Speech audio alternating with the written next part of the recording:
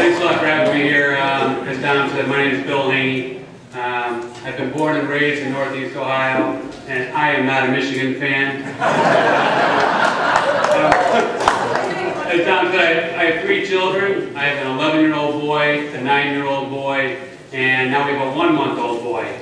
So when you get married, when you're almost 23, that's why you end up having kids, or 32, that's why you end up having kids when you're 45. So, you know, Jimmy Stewart got married late in life, and I remember in the 80s he was talking to Johnny Carson, and Johnny said, why'd you get married so late? And Jimmy Stewart said, oh, Johnny, I was having a good time.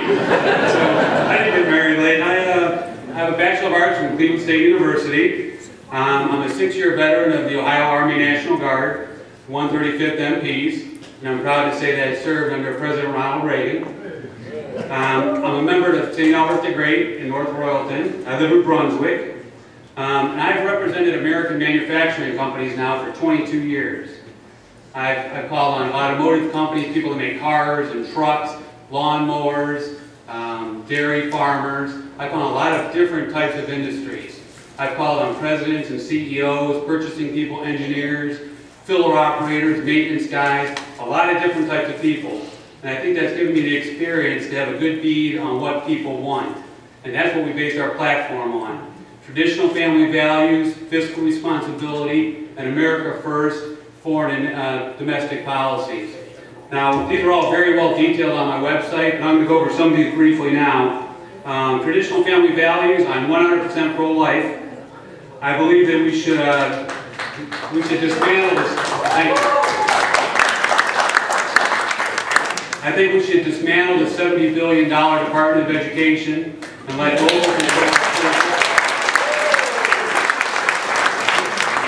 I support school vouchers, and I think we need to have a $10,000 tax credit for stay-home parents.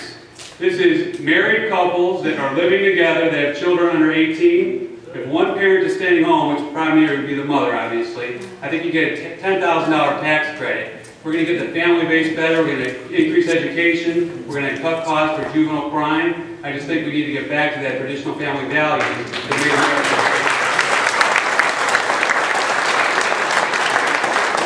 On the fiscal responsibility side, I think we need zero-based budgeting. Absolutely no bailouts whatsoever.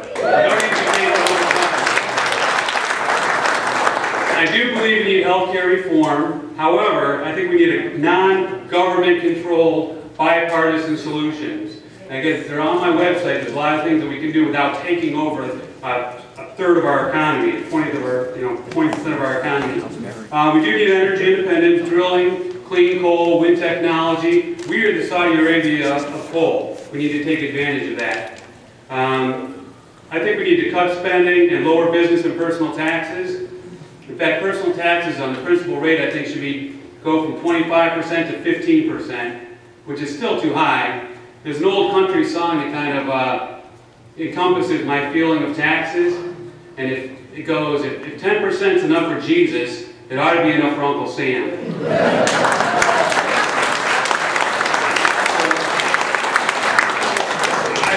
Support American manufacturing and American jobs. One way to do that is to cut the corporate tax to 12.5%. That's what Ireland is doing right now. And this isn't a big Republican issue. A lot of people disagree with me on this, but I think we need tariffs for certain items that are built overseas. We have to be able to compete worldwide, hire American workers and still make money. I think we should cut back on foreign military bases. Someone is asking how to save some money. We have 1,000 bases in over 130 countries. That's ridiculous. We're not the policemen of the world. We do need to save Social Security. I have plans outlined on my website to go over that in detail. I think it's not an entitlement. It's something that we earned and we paid for during our lives. Illegal immigrants should not be getting Social Security benefits. They didn't pay into it.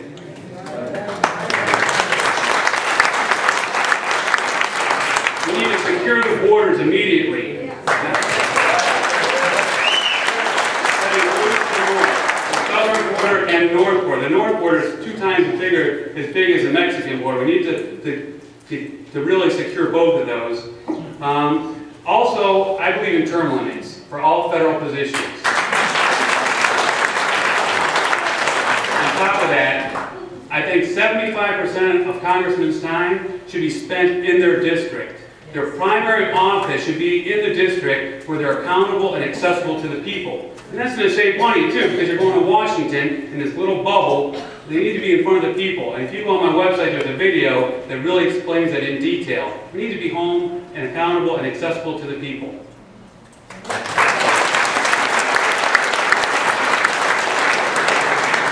Okay, are there any questions? I need a little girl. That's what my wife used to say.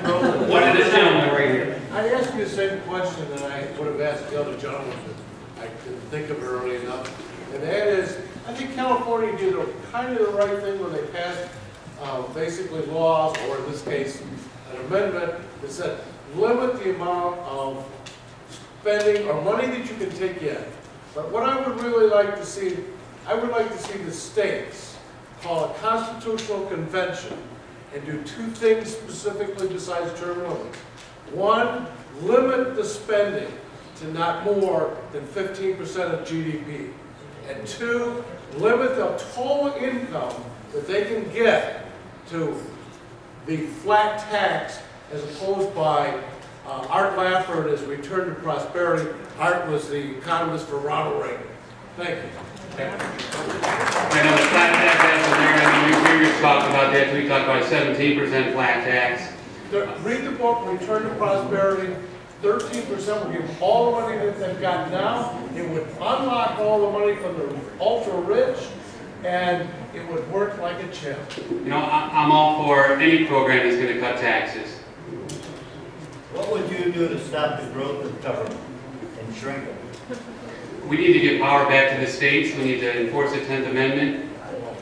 I mean, Congress has been throwing away, they're taking some of the responsibilities that they shouldn't have, and they're throwing away other things that they're responsible for. A good example for this, whether you believe that we should have went to Iraq and Afghanistan is irrelevant, but the Congress gave that decision to the President. That's not the President's decision. It's up to Congress to decide whether or not we go to war, because they represent the people.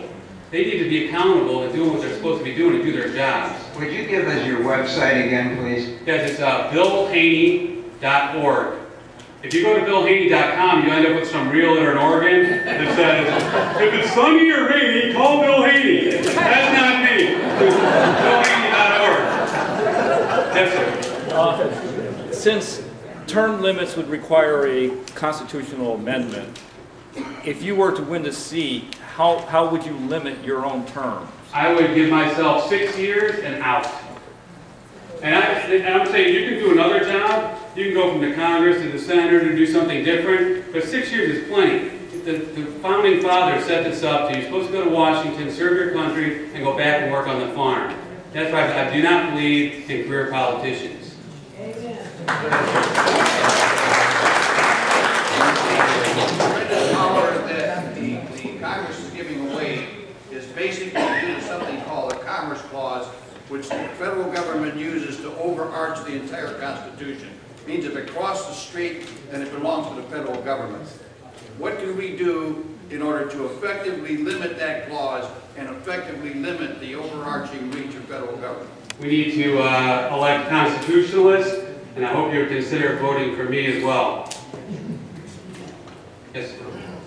Every time I hear all these things on the news or internet, all these small-time politicians are going overseas for all these like risky things going on overseas, like in different countries. I think we should just cut all that. I mean, it's all these small politicians and like right. You know, like all that. I mean, like my councilman. I live in Cleveland. My councilman. He had to go overseas for some crazy thing. I'm like, I agree. Not only should they not be going to foreign countries that often, but they, like I said, they need to spend 75% of their time in their district. yeah, So that's why I agree. Okay. Yes, sir. Why a tax credit rather than just reducing tax. For example, stay-at-home moms, give them a $10,000 credit. Wouldn't you have to treat stay-at-home dads who just don't want to go to work and sit around and drink beer and watch TV? Well, that's why it's a tax credit, because it wouldn't be, it's not a welfare check, it's a reduction of the taxes you're paying as an incentive, so that's just enough where, and you have to be, right, well, I mean, because it's going to actually end up to be saving money in the long run. You're going to raise the education of the kids, you're going to cut back crime, and I just think everyone in this country should want strong families, and that's what's going to build up this country. So I think you said everything. So, thank you.